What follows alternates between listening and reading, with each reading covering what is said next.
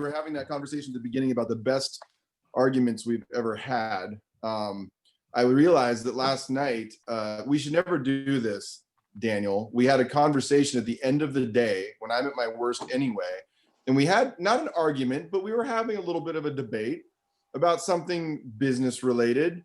And then we kind of went on, and I felt like I kind of convinced him I was right at the end of it. And then about 10 o'clock last night, I realized that he was actually saying the opposite of what I thought he was saying.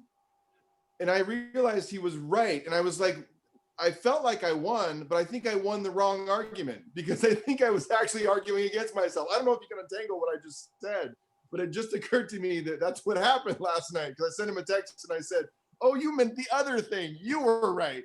So anyway, that's so interesting. So glad you all are here, part of the weekly WiLD experience. And what an amazing journey.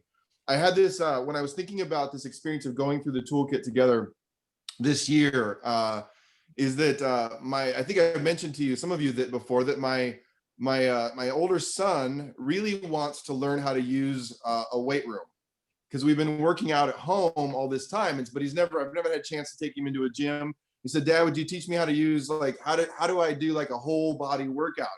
And some of you don't start arguing with me, some of you that know more about physiology than I do. But what I was trying to tell him, is that there are major muscle groups that you really need to work. And so, like, anything that you're pushing is going to work your pecs. Anything that you curl or pull this way is going to work your biceps. Anything that you push is also going to work your triceps. Then you're also going to, if anything that you push up is going to work on your shoulders. So you got, that's pretty much, other than your abs and your back, you've kind of taken care of the upper part of your body.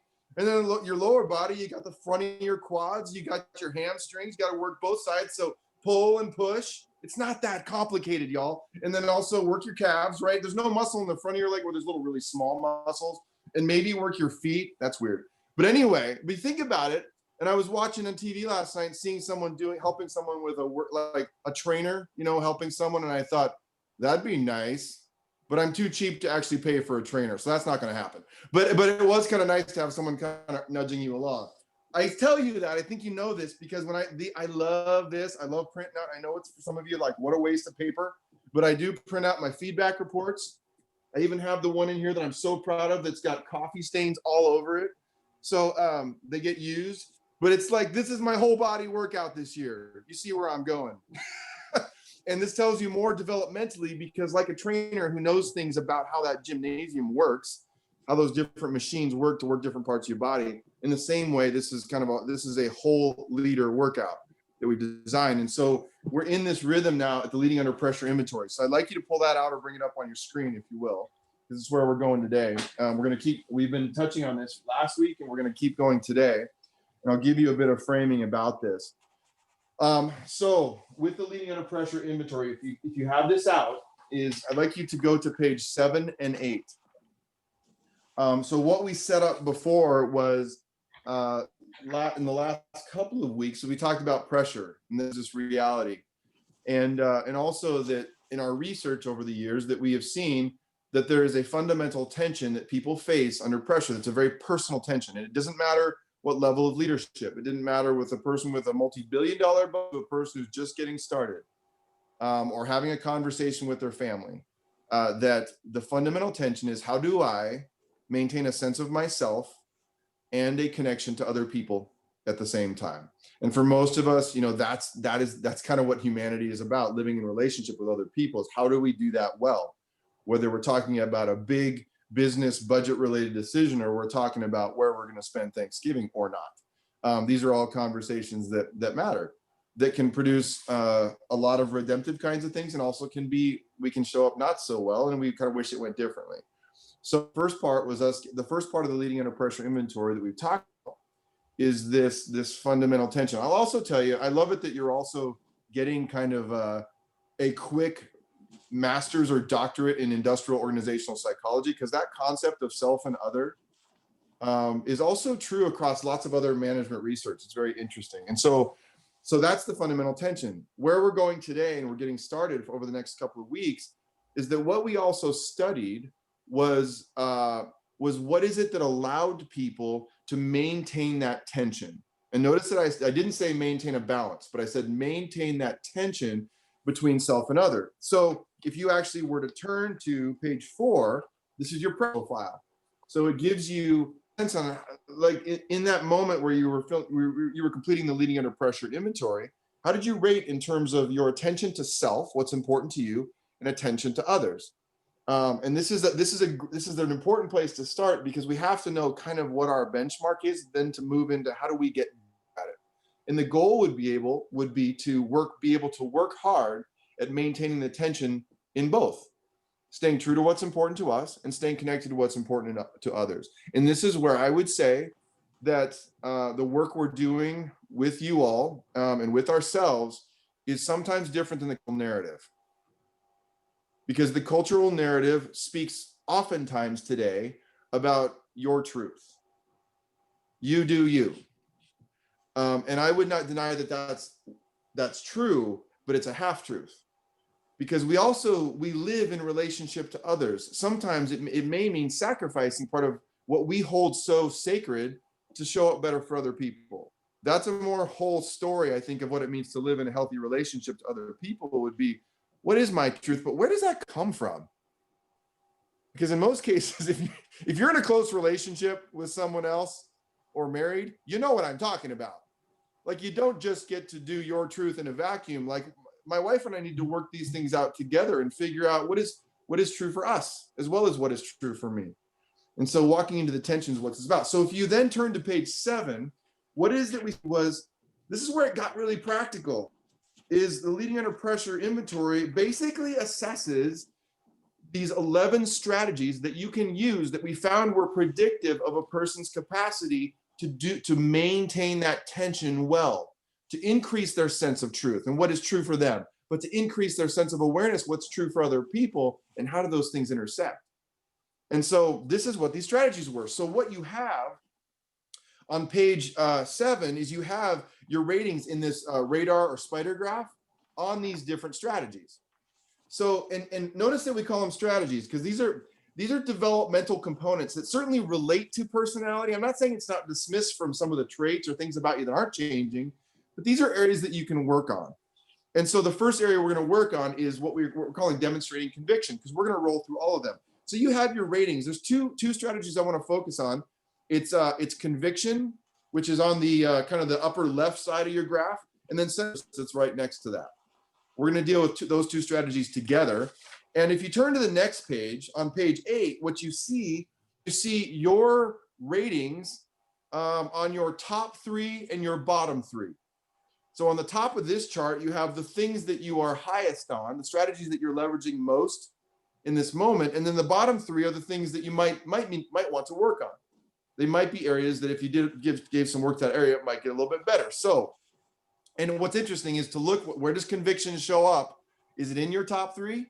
Is it in your bottom 3? A sense of purpose in your top 3, or is it in your bottom 3? So let me break sense of purpose down for just a moment. So convictions, and again, remember this, conviction and sense of purpose were both predictive of helping a leader maintain that tension between attention to self and attention to others. And oftentimes we might think of conviction as being something that's just about self. But what we found was this was predictive of someone maintaining both. So here's what's interesting about conviction is that I used to, when I coached my kids' teams, I would tell them, I would say, I want you to show up on the court or the field with conviction. And they would all look at me like, what are you talking about, Coach Rob? And I'd say, I want you to think about, what does it mean to show up like you mean it? To show up like you mean it. Now, there's something deeper to conviction, and it's the word elencho. The Greek roots of the word conviction are in the heart of elencho, which means to cross-examine. And this is where we're not going with the surface and intentional leader development. We're going whole and we're going deep. And so elencho, to cross-examine. Think about this. Convictions are shaped through cross-examination. It's almost like we don't get to have convictions until we actually put something out there, put an opinion or a value out there that gets cross-examined. A conviction is something that gets refined. So let's differentiate that between an opinion. is an uncontested statement of what we value. That's an opinion. Opinions are not all that interesting. A conviction is this. A conviction is, let me look at my notes, a deeply held view or opinion that gets cross-examined and refined in relationship to the convictions of others. So it gets deep because we realize, like, this is something that is becoming more true for me. And by the way, it may change. It may, something that you feel convicted about today may change. But what I want to suggest is that for those of us who've really struggled with expressing conviction in a leadership role, that it's part of what we owe people. People need to have a sense for where they stand in relationship to us. A truce, they need to have a sense that we are willing to put things out there and have them refined. They need to have a sense for where we're going from people who are actually caring about where we're going together. Because the other thing that is disturbing, I don't have research to support this, but I think it's true. People follow conviction. They follow people who express, even if it's convictions that haven't been refined, they follow people who provide clarity. And so if we could put more into the world whose clarity has been shaped in relationship to other people in that humble sort of way, then that would be an amazing thing. So that's one part of that. Now the second, so convictions is something that's refined together. And that's something that I would say for some of you, it means having the courage in a leadership sense to put your convictions out there. For some of you, it might mean I need to back down on putting my convictions out there and get them refined a bit, because I have no problem putting it out there. The other side of it is sense of purpose. And sense of purpose, also related to conviction, is interesting because once you know, this was a strategy that sat in and of itself. It was, in our research, by the way, the most powerful strategy. Don't minimize the others, but sense of purpose was so powerful in helping a leader maintain the tension between self and other. And this is where it gets kind of interesting is once you know kind of what you're about, you've refined that and you're continuing to refine that. There's another interesting component of that is why. Why are you in it? And now think about what this meant psychologically from our research. These strategies allowed a leader, so more conviction, more cross-examination of the values and getting deeper about what it is that you believe to be true, helped people maintain their sense of differentiation, helped people maintain their healthy sense of composure, helped people maintain a sense of self and other.